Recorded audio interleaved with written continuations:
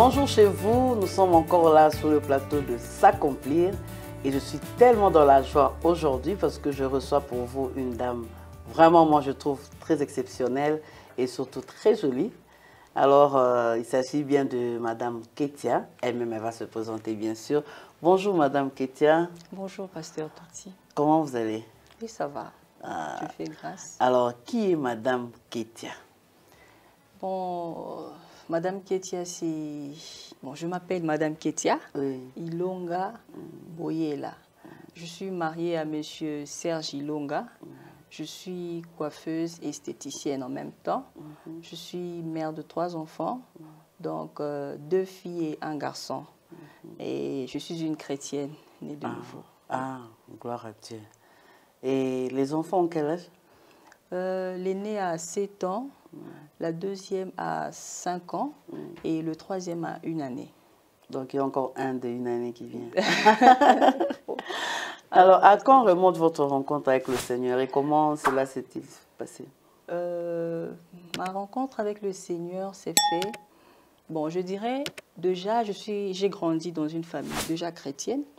Donc, déjà, en étant un enfant, déjà, on nous emmenait à l'église, on priait, les parents, on le voyait comment ils priaient, ils nous emmenaient à l'église et tout. Mais ma rencontre vraiment avec le Seigneur, quand je me suis décidée vraiment de me consacrer, d'accepter Jésus-Christ dans ma vie comme mon Seigneur et Sauveur, cela s'est fait en 2012. Quand j'avais, je crois, 19, 20 ans, lorsque j'ai rencontré des problèmes vraiment très sérieux au niveau de la famille. Ces problèmes-là m'ont vraiment bouleversée. On peut connaître le problème ou c'est c'est la famille ou c'est comment? Bon, j'ai été accusée injustement. Ah, d'accord. Oui, au niveau de la famille. Et vu que j'étais aussi loin de mes parents, c'était chez une tante ici à Lubumbashi qui m'avait prise en charge, vu que les parents avaient des problèmes, des difficultés. Mon père venait de perdre le travail, alors j'étais venue chez ma tante. C'est quand j'ai connu ces problèmes-là. Alors la famille, les parents étaient vraiment loin. Je n'avais vraiment presque personne auprès de moi pour me soutenir. Et je me suis décidée d'aller me laisser dans une église, vu que j'avais personne. Et voilà, je suis allée dans une église, j'étais invitée. Et dans cette église-là, j'ai rencontré des bien-aimés vraiment très merveilleux, je veux dire, des bons frères et tout, qui m'ont parlé de Christ, qui m'ont donné la bonne nouvelle, ils m'ont édifié, ils m'ont fortifié. Donc Dieu s'est seulement servi de ces situations-là. Oui, de cette situation-là. Oui. Il y a même une fois, quelqu'un m'a posé la question pour dire, donc, ni t'étais ce problème-là, tu n'allais peut-être pas connaître le Seigneur. Bon, moi, je prends ce moment-là, je dis que c'est pas ça.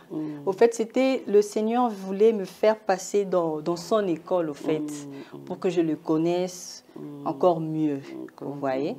Parce que, étant enfant, on voit les choses comme si tout est normal, mais c'est pas ça. Donc, c'est parti de ce moment-là que j'avais... Alors, c'est vrai qu'on le fait à la fin, je ne sais pas, quelqu'un qui nous suit maintenant, qui passe aussi par des fausses accusations, qui ne sait pas quoi faire. Est-ce que tu peux lui dire un mot? Vraiment, à toi qui me suis, qui traverse vraiment des moments très difficiles, je te demanderai de ne pas baisser les bras, de ne pas abandonner. Crois au Seigneur, surtout crois au Seigneur. Donne ta vie au Seigneur, n'abandonne pas. Tu as un témoignage qui t'attend, tu as une histoire que tu vas raconter demain et tu as un témoignage que tu vas donner à quelqu'un demain. Gloire à Dieu. Alors, Madame Kate évolue dans quel domaine? Oui, je travaille dans mon propre salon de coiffure qui est opérationnel. Donc, je suis là, je fais la coiffure et l'esthétique en même temps. Alors, quand et comment peut-on réaliser qu'une femme s'accomplit? Comment est-ce que vous vous accomplissez? Dans le cas de s'accomplir, pour nous, c'est quelqu'un qui réalise ses rêves. Donc, est-ce comme pour dire, est-ce que Kitty, dans ce qu'elle fait, elle aime ce qu'elle fait ou c'est juste par contrainte ou je ne sais pas? Oui, quand est-ce qu'on dit une femme s'accomplit, c'est cette femme-là qui qui fait ce qu'elle veut, qui fait ce qu'elle aime. Et quand elle le fait avec tout son cœur. Donc, à l'intérieur de soi, elle se dit qu'elle est devenue la femme qu'elle a toujours voulu être. Donc, elle a ces sentiments-là de dire que je suis devenue ce que j'ai toujours voulu être. C'est cette femme-là qui est épanouie, qui fait son travail avec tout son cœur, avec beaucoup de joie.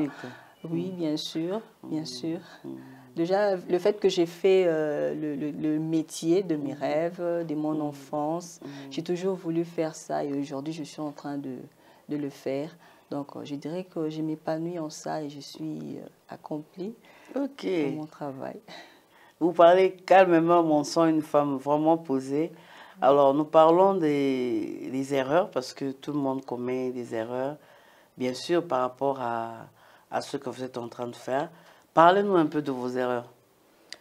Bon, mes erreurs, c'est surtout... Bon, je vais parler de ça dans le passé parce que j'ai dit gloire au Seigneur, c'est passé. Ces choses-là, en tout cas, sont passées. J'ai vraiment lutté. C'est que j'étais une femme qui se décourageait aussi facilement. Donc, en même temps, je voulais faire quelque chose. En même temps, j'avais comme un sentiment de découragement, de doute. Je me posais trop de questions. Est-ce que ça va marcher? Est-ce que ça va aller? Je vais réussir? Donc, c'était un peu ça. Donc, je vais dire que mes erreurs, c'était ça, un petit sentiment de découragement. Mais en tout cas, je dis gloire au Seigneur parce que c'est fini et c'est passé. Oui, c'était un peu ça. Et puis le fait, j'étais aussi trop... Donc, je me confiais aussi trop aux gens. Je voyais que tout le monde qui venait auprès de moi était de bonnes personnes, était avec moi. Or que ce n'était pas ça. Oui, il y a ceux-là qui étaient venus peut-être pour chercher à me faire tomber, à me détruire pour que je ne retrouve pas le chemin. Oui, c'était ça. Alors, selon vous, quels sont les complexes qui ne permettent pas à la femme de s'accomplir? Les complexes qui sont dans la femme. Pourquoi la femme ne s'accomplit pas? Surtout dans notre contexte africain où une femme se marie et puis bon, elle ne fait plus rien. Bon, dans le contexte surtout africain, je veux dire, ces problèmes-là viennent de nos familles surtout. Oui. Parce que je me rappelle, moi aussi, quand je grandissais, j'envisageais, donc je souhaitais, je disais que je vais faire le journalisme. Je voulais être journaliste au départ. Et après, en grandissant, quand j'ai découvert le talent de savoir tresser, je commençais à m'intéresser à la mode et tout. C'est alors que j'avais changé, je dirais que je vais faire la coiffure et l'esthétique. Mais ce n'était pas facile dans la famille d'accepter, vous voyez. Parce que chez nous, ici en Afrique, déjà, quand on a un enfant, on veut seulement que l'enfant soit, je ne sais pas, médecin, l'enfant soit, je ne sais pas, banquier et tout et tout. Je ne sais pas si c'est ça qui fait l'homme pour nous, en tout cas, mais avec le temps... Où tu fais la médecine. La médecine. Mais avec le temps, petit à petit, les choses commencent à changer. Donc, les complexes à tuer, c'est seulement... enlève d'abord de ta tête que pour s'accomplir ou soit être heureux dans l'avenir, c'est avoir seulement je sais pas moi, avoir une vie comment je vais dire, une vie de luxe, donc avoir des maisons, des voitures et tout. Non, c'est pas ça. Donc, le matériel ne fait pas le bonheur, en fait. L'argent ne fait pas le bonheur non plus. Vous voyez, c'est d'abord la paix intérieure. Donc, être dans un état vraiment pur. Et c'est ça qui fait le bonheur. Donc, n'aie pas peur, affronte cela. Quand tu as envie de faire quelque chose, dis-le. C'est un peu comme j'ai dit, j'ai parlé de mes erreurs. Avant, j'avais peut-être peur d'annoncer ça, la famille, qu'est-ce qu'ils vont dire et tout et tout.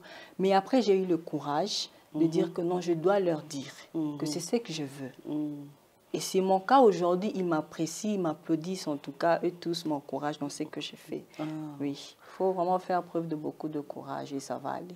Gloire à Dieu, parce que non, on voit toujours une femme accomplie, donc elle a sa Jeep et tout ça. Non, non, c'est pas ça. Gloire à Dieu. C'est pas ça. Et comment pouvez-vous identifier les moments clés de votre vie qui vous ont vraiment poussé à emboîter ses pas et à commencer à maquiller? Les moments clés, c'est, je veux dire, d'abord, pour moi, ce que je fais, c'est une vocation. Oui, la coiffure, en tout cas, et l'esthétique, je veux dire, c'est une vocation. Gloire à Dieu. Parce que cela a commencé donc, depuis mon jeune âge. Je veux dire, j'avais 9-10 ans que j'ai commencé à à essayer de tresser déjà à cet âge-là. Donc c'est quand ma mère m'emmenait dans la maison de famille, chez elle. Il y avait des grandes sœurs, des tantes qui faisaient déjà des tresses et tout. Et moi, je m'intéressais, je m'approchais pour voir. Petit à petit, elle commençait aussi à me laisser faire des tresses. Comme on sait chez nous, on tresse, on laisse le bout, on te laisse finir le bout. Et quand j'ai terminé, je finissais le bout là, elles appréciaient, oh non, tu tresses déjà bien et tout.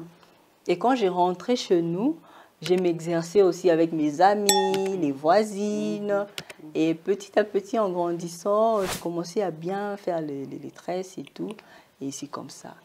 Et arrivé aux humanités, c'était vraiment... Là, je commençais aussi à m'intéresser au maquillage, à la mode. Ça m'a tiré ces choses-là.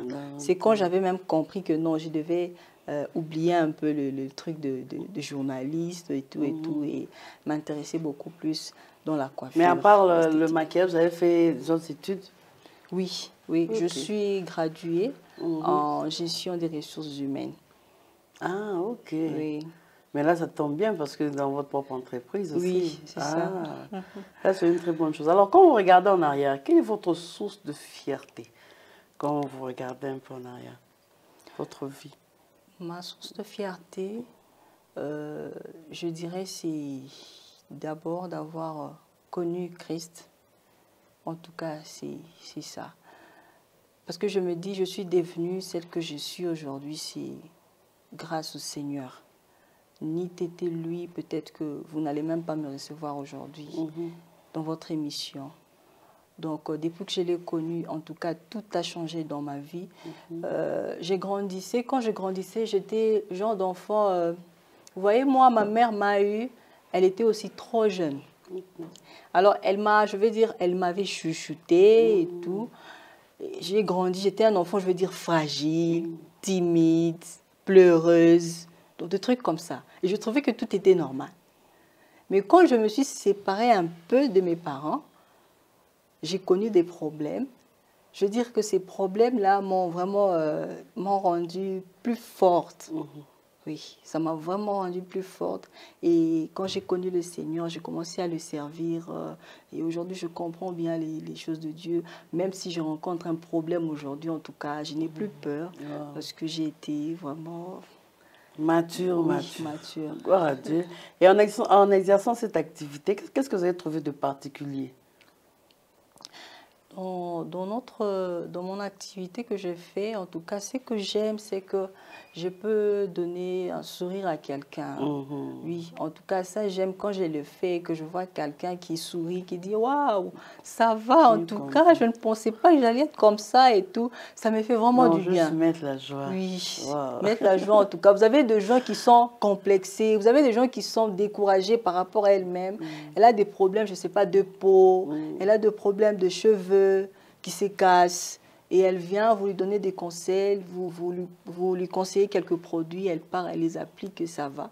Elle vous appelle avec beaucoup de joie et de reconnaissance, ça fait énormément du bien. Mettre juste la joie. Oui, ça fait vraiment du bien. Ouais, jamais pensé à ça. Non, on voit juste les gens avec des pinceaux. Non, ça fait du bien en tout cas. Ah, ok. Oui. Alors, Madame Ketia, le domaine de la mode cosmétique n'est pas très encouragé. C'est maintenant que tout le monde entre un peu make-up par-ci, par-là dans nos statuts et tout ça sur YouTube. Mais comme tu l'as dit, nos parents ne nous encouragent pas trop vraiment à aller dans ce sens-là. Tu trouves qu'il y a des avancées maintenant, c'est bon? Comment tu penses? Oui. En tout cas, les choses changent.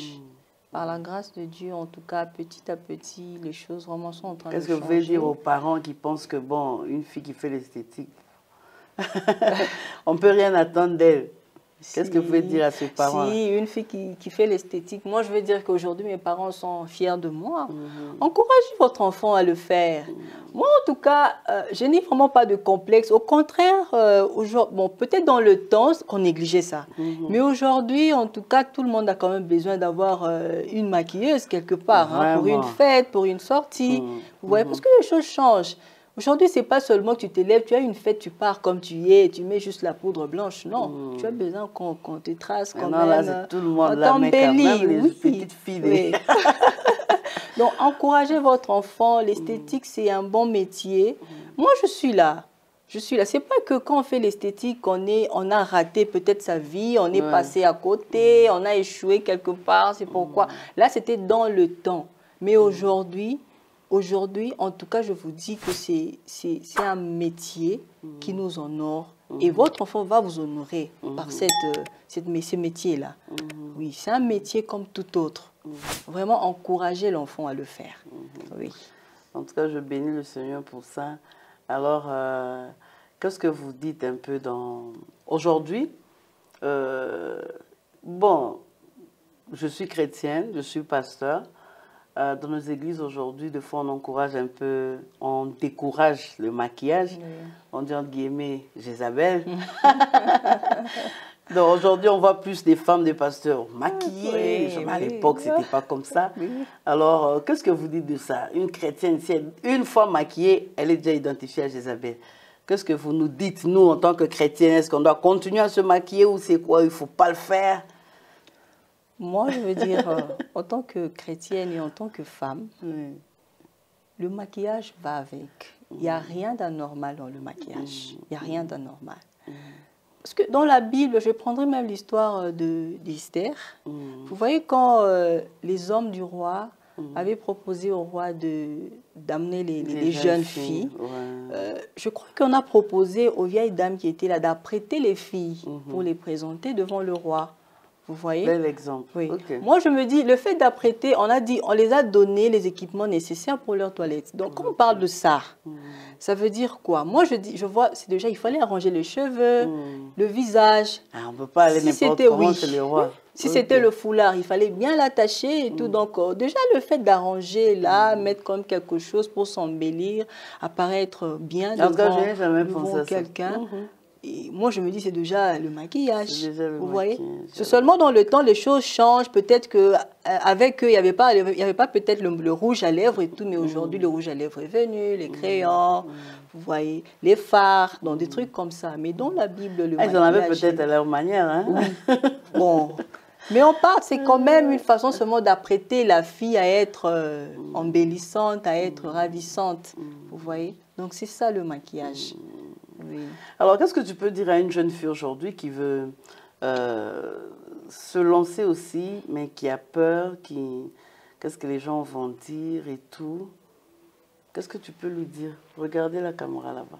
Bon, je veux dire à la jeune fille qui me suit, tu as envie de te lancer dans une chose, dans une activité qui surtout dans le maquillage. Dans le maquillage, oui, peut-être dans notre métier ici. En tout cas, je t'encourage de le faire. Si cela est ton appel, c'est ton talent que tu as, en tout cas, n'aie pas peur. Affronte. Le plus grand problème, c'est d'affronter, d'aller dire à la famille, aux parents que je veux faire ça. Peut-être qu'au début, ils ne seront pas peut-être d'accord, mais vu que tu as ça et que tu seras en train de l'exercer, ils finiront par accepter. Et ils vont t'applaudir après. Je te le rassure. Ne te décourage pas, n'aie pas peur. Fonce. Enfonce en tout cas. Alors, nous sommes tellement édifiés, Madame Ketia. Nous aimerions maintenant savoir quels sont les obstacles que vous avez pu surmonter. Parce qu'en fait, ici, nous sommes en train d'encourager quelqu'un. Les choses qui nous fatiguent souvent, ce sont les obstacles. Elle commence quelque chose, après obstacle, elle arrête, elle abandonne. Alors, quels sont les obstacles que vous avez surmontés dans ce domaine? Alors, dans mon domaine, les obstacles que j'ai eu à surmonter, c'est les gens peut-être qui font des choses, en tout cas, deux fois qui découragent, mais on ne baisse pas le bras aussi. Donc, dans le sens où, par exemple, pour un salon de coiffure, on met la publicité, par exemple. On fait la publicité pour le salon. Et très souvent, on aime mettre les numéros de contact. Donc, et quand on met ce numéro de contact, il y a des gens qui prennent le numéro, qui ne sont pas les femmes, mais les hommes plutôt, qui prennent le numéro peut-être pour vous appeler et pour vous courtiser. Donc, vous voyez, des choses comme ça, des fois, ça ils n'ont même pas peur que tu aies une femme. Oui, et peut-être que lui aussi est marié, mais il vous appelle pour ça et voilà. Et comment vous réagissez souvent? Bon, en tout cas, je vous dis la vérité. Hein. Au cas où vous aurez peut-être oublié, je vous dis que je suis mariée et je suis là pour faire mon travail. J'ai mis mon numéro, c'est pour mon travail. C'est pas pour autre chose. Dur. Oui, là, je suis très dure en tout cas. Moi, il y a des gens comme ça, quand je te réponds, tu me dis, ah madame, pardon, je ne savais pas, mais pourquoi vous fâchez comme ça? Vous êtes comme ça? J'ai dit, oui, je suis comme ça. Donc, pour ne plus revenir, en tout cas, il faut le faire. Oui. Il y a aussi des petits problèmes qu'on rencontre avec nos travailleurs au niveau du salon. Il y a aussi des travailleurs qui sont, je ne sais pas moi, qui volent à tout moment. Il y a des clientes qui viennent, au lieu de s'adresser peut-être à la responsable, elles s'adressent aux travailleurs, peut-être pour un service à la maison et tout. Elle appelle le travailleur à la maison, elle part, elle travaille pour elle. Elle prend son argent comme ça. Maintenant, quand ça arrive, comment vous réglez ça avec le travailleur? Bon, avec le travailleur, bon, je ne le fais pas d'abord partir. Je vais te parler pour une première fois. Peut-être deuxième fois, si tu le fais, je te parle. Bon, pour ceux-là qui ont la conscience et qui sont quand même de bonne foi, ils comprennent et ils restent. Là, ils ne répondent plus.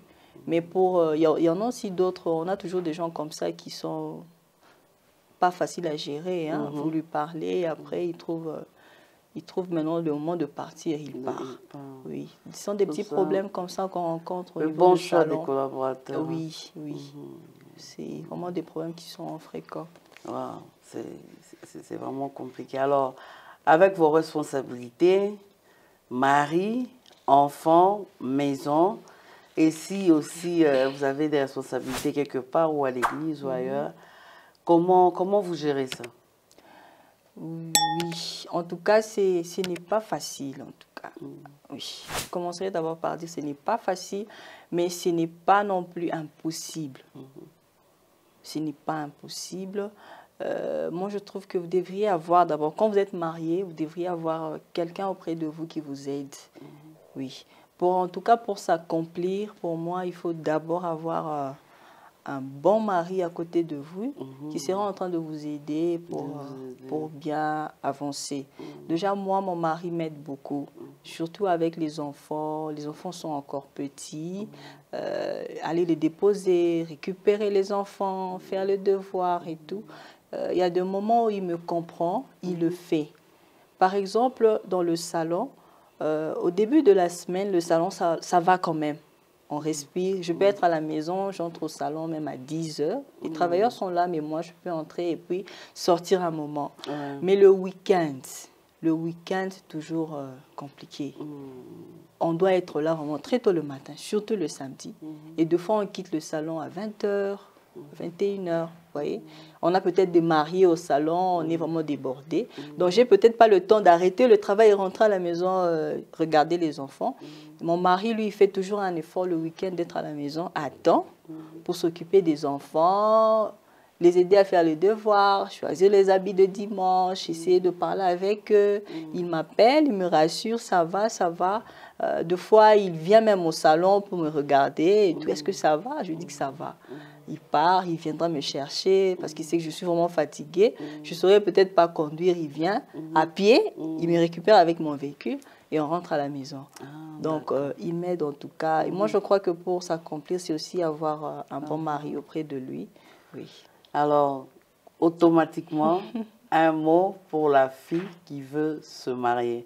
Parce que là, je comprends que pour bien s'accomplir, ça commence déjà avec le choix. Oui, oui. Alors, un mot, regardez toujours notre caméra, pour la jeune fille qui veut se marier, qui a des grandes visions, des grands rêves. En tout cas, par rapport au choix. Oui, à toi qui as des grandes visions, tu as peut-être des rêves, tu te dis que moi je dois être ça, je vais être ça, je vais être ça. En tout cas, je souligne vraiment, il faut bien faire le choix. Ne fais pas, n'accepte pas comme ça à la hâte. Quand tu es porteuse d'une vision, cherche aussi quelqu'un qui va t'accompagner, qui va aussi porter ta vision avec toi. Ou sinon, ça sera impossible, ça sera difficile de le faire. Oui. Si par exemple, au moment où je te parle, tu es fiancée, c'est peut-être le moment de commencer déjà à échanger avec ton fiancé. de l'avenir, essaye de le présenter, peut-être ta vision, tes rêves, essayer déjà d'échanger, comme ça il aura déjà l'idée de la femme avec qui il veut se mettre. Oui. En tout cas, j'ai tellement de questions, mais parce que là, nous devons nous arrêter là. Alors, la dernière question que nous avons toujours l'habitude de poser, c'est que je te présente 3 animaux. Et à côté de ces 3 animaux, il y a des caractéristiques liées à ces animaux. Oui. Le lion, honneur, courage, puissance, force.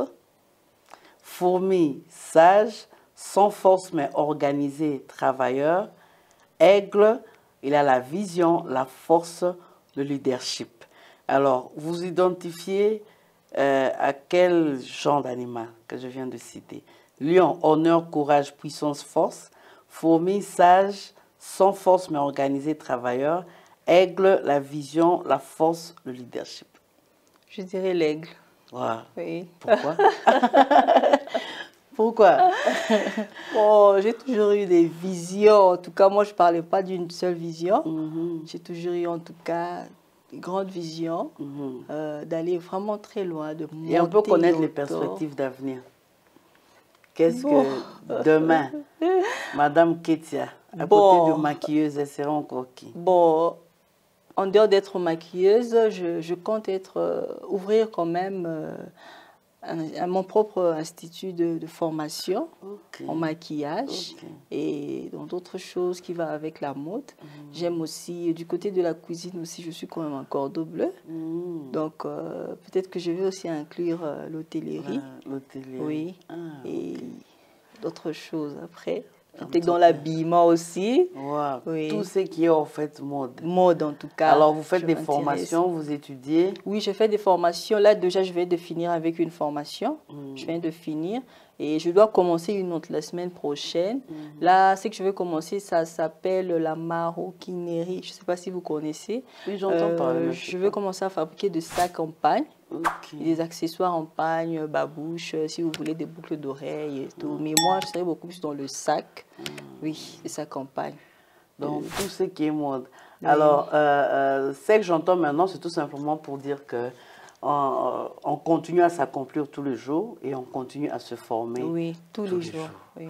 En tout cas, Madame Ketia, grande était notre joie de vous recevoir. Merci. Sur ce plateau de s'accomplir. Merci. Et vraiment que Dieu vous accompagne encore dans cette vocation. Merci beaucoup. Et nous vous sentons posés. Vraiment, c'est l'aigle, quoi. Alors, chers téléspectateurs, merci beaucoup de nous avoir suivis. Nous avons reçu pour vous, Madame, je veux bien lire le nom, Madame Ketia Ilonga Bouyela. Donc, elle est mariée, elle a des enfants, mais cela ne l'empêche pas de s'accomplir. Restez scotchés et je crois que vous serez bénis.